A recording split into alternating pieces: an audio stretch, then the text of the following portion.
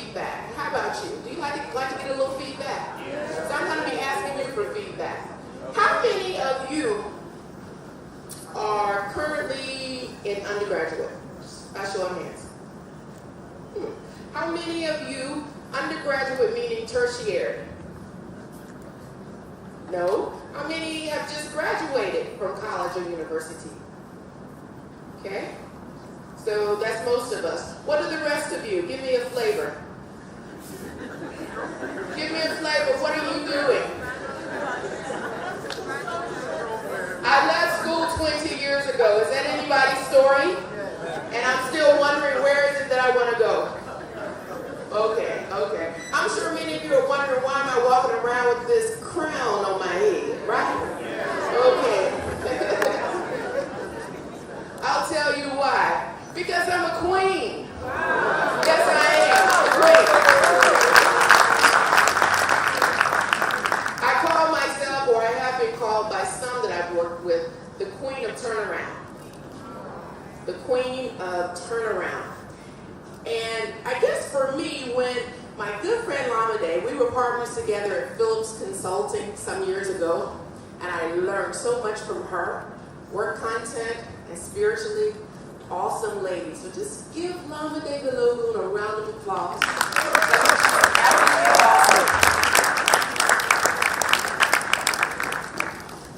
So when she told me about this session, and I said, wow, what is it that I might be able to connect with, and what has the Lord led me to be able to share with you today? Because I'm one of those people, you give me a microphone, I can talk forever. So I said, I need to be able to fit it into this 20-minute slot, and let me make it punchy, and let me make it something that's relevant. So what I will talk about today is I will call you into a reinvention convention. Reinvention convention. All right? And I'll connect the dots in a minute. All right? When you look, I don't know if some of you got to see my bio, but to give you a sense, I'm driven today by the fact that, one, you might be able to tell from my diction, I'm not originally from Nigeria. That I know of. I'm a Black American. So Middle Passage kind of messed up my African origins, right? When I got on the ship, I just knew where I ended up. I didn't know where I came from. So I am a Black American, and I don't want my accent to be a challenge to you hearing me today, okay? So if at any time my message is not getting through because of the way I speak, just do this for me. That means rewind the tape, and I will gladly rewind because I'm here in service to you. Maybe the biggest thing that I would share is that me and the last speaker do have something in common. Our first degree, so I'll tell you a little about myself. No, I'm not going to tell you about myself first. I'm going to tell you why I want to talk to you and what I want to inspire you about. Then I'll tell you about me. I've been in Nigeria for 11 years. I'm a Niger wife, married to a Nigerian. And I've worked in several different environments. One thing that I continue to see in fresh graduates and those who've been in the career for a while is they feel like that degree that they have defines them. They feel like, I've met many people, and I'm sure that's not true for anybody in the room, but just in case, you got into your major because of jam or what your parents wanted you to be. Can anybody relate with that? Does anybody have a degree that their mom and daddy wanted and not what they wanted? How many of you, because of where you placed in a certain sport or whatever school you got in, I'm here today to tell you that it's not where you come from, it's where you are going. Not where you come from. So when I talk to you today, my story hopefully will allow you to see how I can claim turnaround queen in the work that I do and myself, my own life. So here's a little about Patrenia. How many of you have seen the American show Extreme Home Makeover? Extreme Home Makeover. This is a show, Gas So High Energy. So that's what the slide is all about, Extreme Home Makeover. And on this show, you go into somebody's house, and their house is all broken down, where some area doesn't work anymore. When they had 2 kids, it was fine, but now they have 5, and they won't all fit. And they have a long list of all the things they want to change. Have you seen that show? Yeah. And then what happens? What happens next in that show? They send them away. They go and do something where they can not be focused on that house or their problems.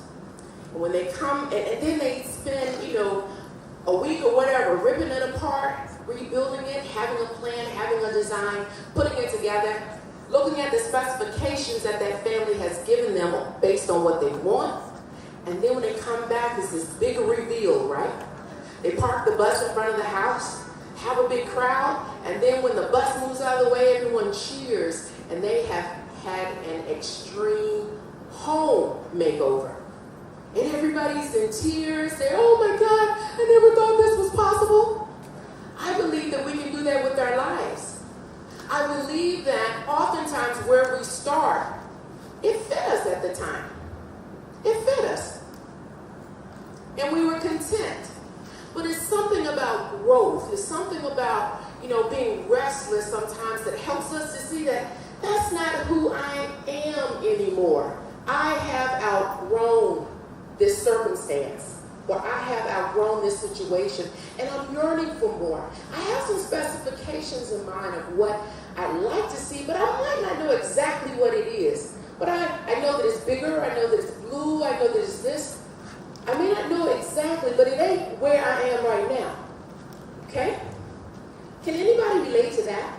Yes. You can relate to that. Okay, so here's Patrenia, the show, This Is Your Life.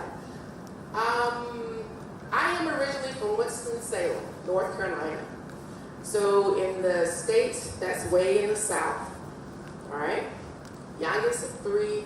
My mother died when I was 13, so it left me and my dad and my older siblings were away in school. So I kind of started off maybe with a different path. But I remember when I was 9 or 10, wanting to be a mathematician. I just loved math. I mean, any problem I could solve, I figured that math was really, really cool. By the 7th grade, I remember wanting to be a marketing executive. I looked at a show, Bewitched, where the husband always did advertising stuff, and I found that I just have a gift for that. You give me any kind of whatever, I can come up with a snazzy kind of saying. And I can do it without even working at it. I love that whole marketing thing. Well, I was also a musician. 9 years playing my horn, went all over the place with all of that experience. And what else did I do? Oh, when I was in college, I founded a theater organization, okay? Black Repertory Theater. So, what might you think my first degree is in? Theater arts. I was tempted, but not quite. What do you think my first degree might be? Law. I love it. My first degree is industrial engineering. So with all of that passion, with all of those gifts, I listened to the high school counselor who said, well, you're in gifted math, you're in gifted science, you're in this. You're good at math and science, therefore you should major in engineering. And I said, oh, okay. Isn't it funny how at 16, 17 years old, we're expected to choose something that might guide our whole lives? Somehow I don't think that's fair. That's why I'm really glad that we are allowed to reinvent ourselves. All right? Studies show that people change careers.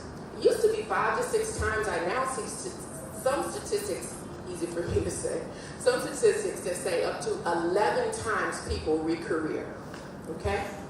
So my story is that my first couple of jobs, I was building motorcycles. So as an industrial engineer, what we do is we optimize, integrate systems, build things, make things. So I spent 14 years in manufacturing. in the United States. You ever heard of Harley Davidson motorcycles? So my story is simply this. When I walked into the York facility in 1993, it's our biggest plant, and I was hired. I had no idea that I was the first black female they had ever hired as an engineer. Now here's how I got a clue. I walked out on the floor and I was on the line and I was looking at this, looking at that, and this lady came and started touching my skin. Started, ooh, are you in it? You know, it was like she hadn't seen anyone like me before. And I said, what kind of place is this? But the testimony is, do you think I would have gone if I would have known? So sometimes God puts us in spaces where he lets us be ignorant of things so that fear won't kick in. I walked up in there like I owned that place. I had no idea that they never had anything like me before. And I always call it my packaging. My packaging was different than everybody else's. So in this experience, I had to learn, number one, I am an industrial engineer, which means that I can make almost anything. But I was sitting beside guys who had been riding motorcycles their whole lives. They could take it apart, put it back together in their sleep. I knew I could never ever meet that standard. And by the way, I didn't want to. I didn't want to mess up my nails. So I had to find a way to distinguish myself in that environment. And what I began to see is that, well, one, I was replacing 2 white guys that had been fired. And when I looked at the quality of their work, it was spot on technically. They knew exactly what to do. And the answers were really right. I go out on the floor, that makes sense. And I would see these engineers coming in all angry. Now, you know, those people on the floor, they don't know what they're doing. Da, da, da. One thing I realized early on, and you might want to take note of this, that the best answer may not be the most right answer. It's the answer that you can get people mobilized, inspired, and motivated enough to implement. Why do I say that? Anytime you're trying to do something different, and a lot of our problems were, how can we make more? How do we keep downtime? You know, I mean, bikes were $20,000, so that's like, what? You're paying $4 million for a recreational vehicle. You put your money down, wait 2 years. 2 years? So production was very, very, very important. So long story short is, you must identify where the power is in an organization. A lot of things they don't teach you in college. They don't teach you corporate in college, do they? But when you go into that corporate environment, you need to understand where the power is. And very clearly at Harley Davidson, the power was in production and the supervisors, not in the engineers. Right? That's why these guys are getting frustrated and fired. Number 2, I need to realize how to take these guys, all their intellectual, technical work, and translate it in a way that will tune into the needs of the power base. And we're the production people. So instead of saying this station is 32% utilized and they have idle time and da-da-da-da, I need to be able to say, see, this guy's not doing anything. Yeah, see, the parts are all over the floors, you know. So people need abstract ways to understand problems. So my point is, in that particular situation, I identified that I needed to persuade production. Whatever solution we came up with, no matter how suboptimal, if all of us were behind it, when any bump came in the road, they were going to push it through. So understanding what you can use to distinguish yourself, understanding the power base, and figuring out what language you need to use to speak to that audience. All of those are tools for reinvention. Does that make sense? Okay, so as you may have imagined, how did I end up here? Now, yeah, technology. Let's see if it's my friend today. No, it's not. Let's see. I may need some help, Ezekiel. There we go.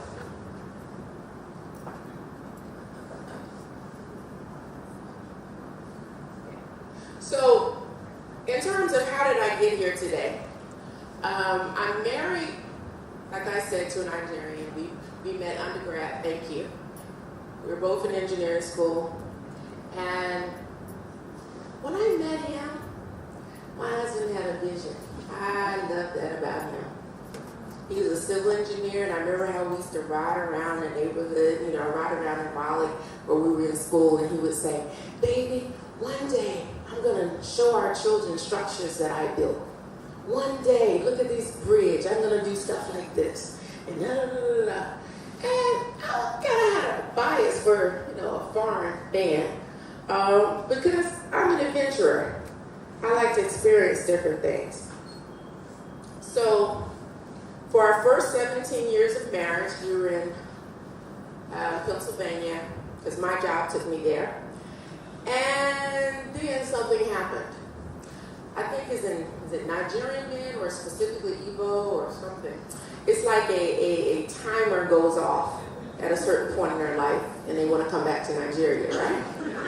Yeah, the homing signal said, come home, come home. So we made a family decision to make sure that our children were not strangers in their father's land. Okay? What's the neat thing? I spent 14 years completely in manufacturing. How much manufacturing is done here? Huh? I was in 6 figures in manufacturing. I was a senior manager in my early 30s in manufacturing. I said, baby, we going where? Okay, I'm with you. Yeah. Okay, I understand the higher reason. But the reality of it was manufacturing in Nigeria was not going to meet some of our needs. We have 5 kids, so we have needs, okay? So, I thank God that, here's my next message to you. I started as an engineer. I worked in this environment, manufacturing. But, all that fun stuff I used to do that made my heart sing and wow, music and entertainment, all that stuff, it wasn't in my full-time job. But God still needed for me to express that.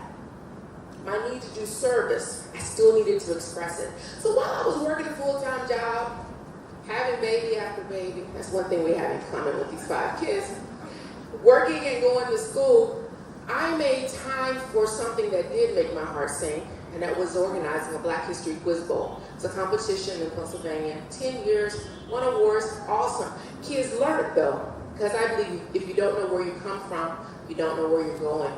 And you really need to have pride in yourself. So that was something very important to me. Now, I did that for free, went out, made all kinds of, raised money through my sorority actually. And it was one of our biggest, most successful projects. But guess what? I did get promoted somewhat as an engineer, but where my big break came from was from my leaders in manufacturing recognizing what I was doing in the community. Then all of a sudden I got community relations, I got to learn how to run foundations, I got to learn how to do video productions, corporate marketing. They got me training. I found, I was building plants, but I learned getting in between people's ears was a lot more powerful than just brick and mortar.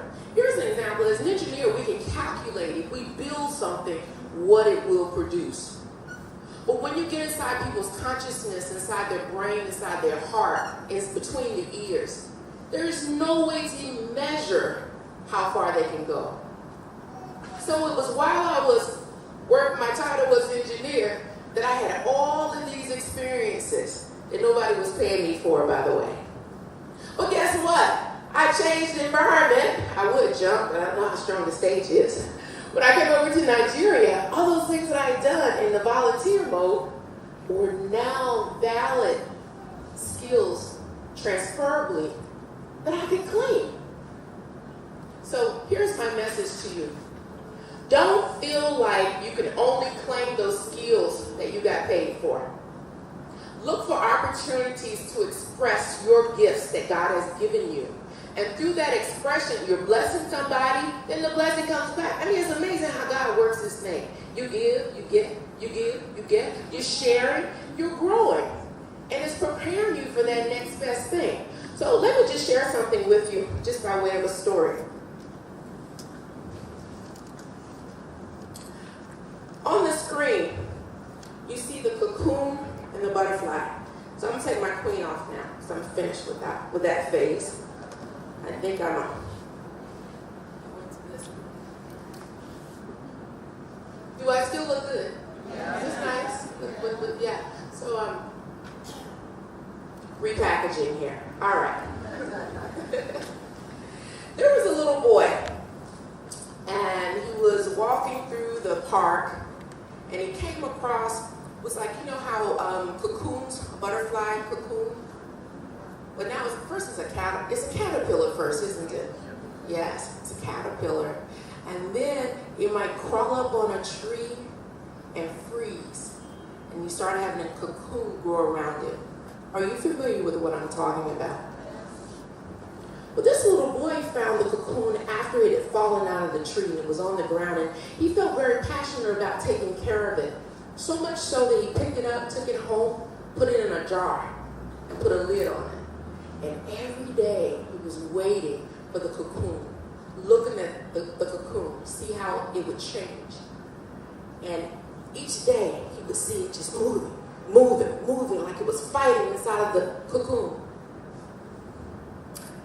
And I tell you what, he got a little impatient. He said, you know, I really want to see this beautiful butterfly. So he opened up the jar, took his knife, and what do you think he did? He what? He cut the cocoon. And what do you think happened? The butterfly emerged, and it was beautiful. But each time it tried to fly, it just hit the walls. It didn't have enough strength to fly. He was so upset. He was like, wait a minute, you know, I was looking forward to this beautiful butterfly. So he took it to his neighbor who was like a biology teacher or something. And the teacher told him something very, very important. He said, you should not cut the cocoon prematurely because it's through the struggle in the cocoon that you get the strength to fly. So, a lot of times when we think we're going through it, and we think we just can't take anymore, what else is going to happen? Think of yourself as being in the cocoon, and knowing that one day you will emerge as a butterfly. And when you're in that phase of your life and you're flying the butterfly, it's just like that house is perfect size for you now, you'll go back through it again and realize you need to drop the eggs, become a caterpillar, become the cocoon, and go into your butterfly phase again. That's the essence of reinventing yourself. I think for me, in coming, what was my butterfly and how did I build my strength to fly? Let me know how I'm doing on time, because like I said, I can talk. Okay. Just let me know when I have 5 minutes, please. So, how did I build my strength? So I told you when I came here that there was nothing in the field that I had worked in, but I had a feeling. You know, I got a feeling, ooh, ooh, ooh. That's how I felt. I felt like, you know what? God, you're giving me another opportunity. Because I call the U.S. my last life, I call this my next life. I packaged up all those little news articles, all that stuff I had done in my volunteer. I packed it all up. And I put it into a binder. I called it my parachute. That was my code word for it because I knew that was going to help me to have an excellent landing. It was my parachute. I went into an interview here, and well, you know, Americans, we have our own little vocabulary that maybe we don't share with the rest of the world. But when I started opening up my notebook to the interviewer, she said, "This doesn't look like a resume, it looks more like a compendium." I said, "Lord, is compendium a good word? Or is it a bad word? Compendium, okay." So, you try to test a little bit of context to see what she was talking about. But essentially, I left no room for anyone to doubt my evidence on my competence. I came prepared now. I wasn't leading with an industrial engineer with no. I came with evidence. So another one of my favorite sayings is, "In God we trust, all others bring evidence." So I had my little compendium, thick binder. But I had, so when I finish a project at work, I get whoever the sponsor was, when they're in a good mood and happy about it, you give them to write a recommendation saying how wonderful you did. And if you are not persuasive enough to get them to do it, here's another trick I learned early in my career. This is worth noting. I know we do emails and everything now, and that's still fine. I kind of still like the pen and paper sometimes. If you gave me an opportunity to stretch myself and work on something, I will write you a thank you note. In that thank you note, I will thank you for the opportunity to work 20 hours additional each week.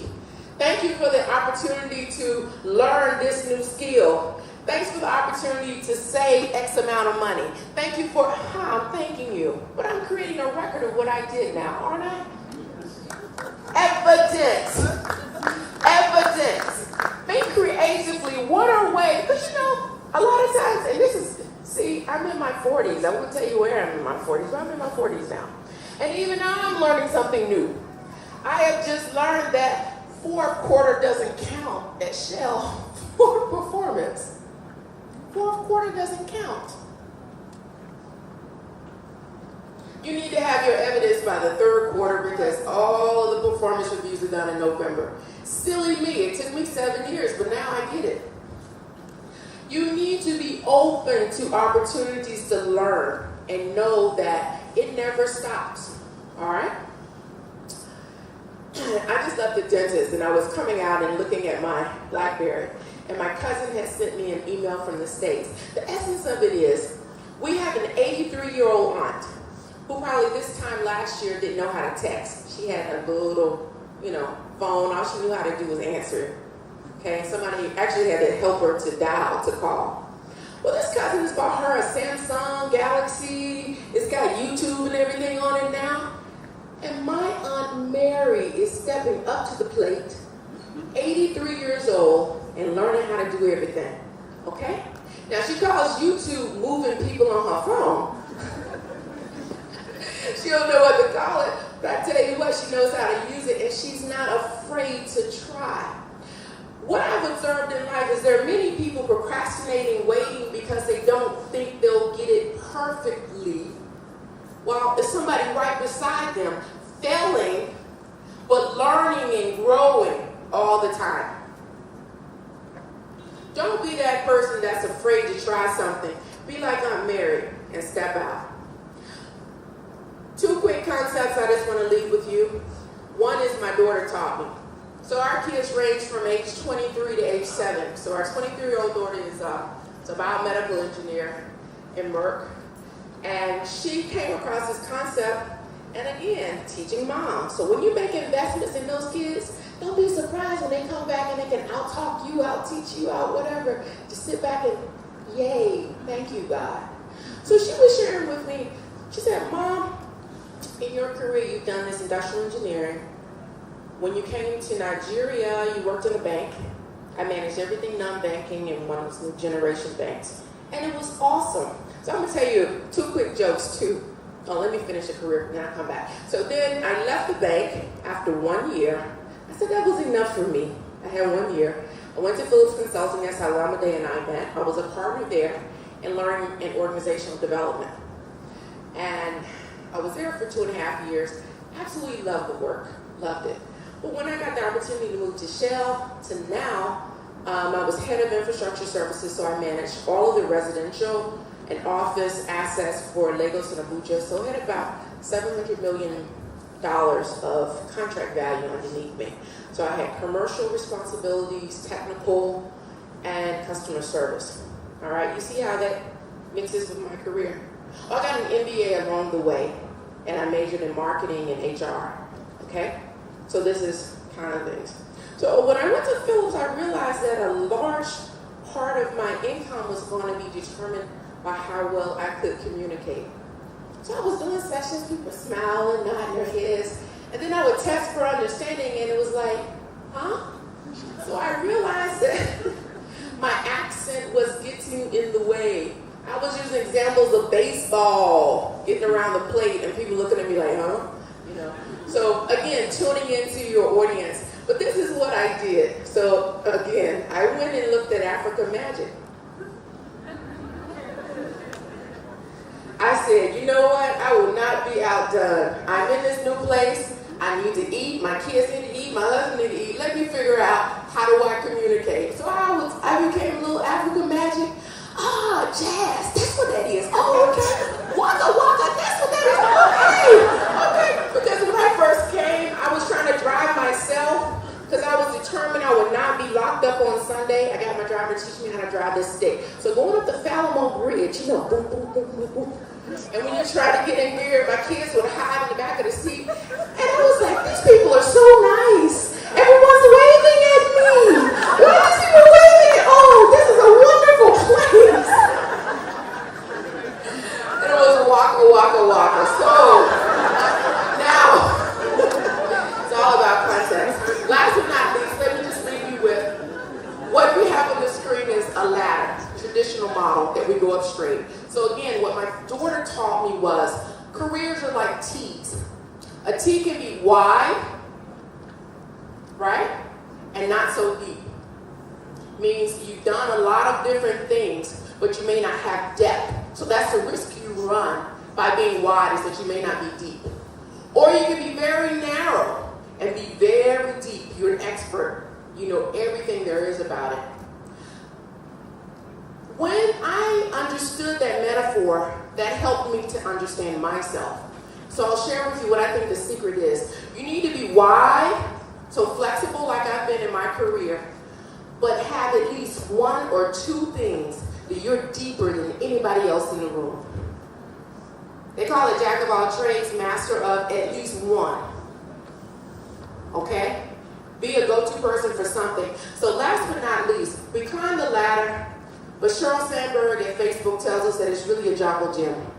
We may go up, we may go sideways, we may go around, we may ride the swing for a while. Some of us, we go have babies, so maybe we want to be on the side for a little bit, then we come back in. But don't be afraid to come back in. Because all of us in life, we have three choices. You can give up, you can give in, or you can give it all you got. So I encourage you today to give it all you got and keep on reinventing yourself. Have that courage.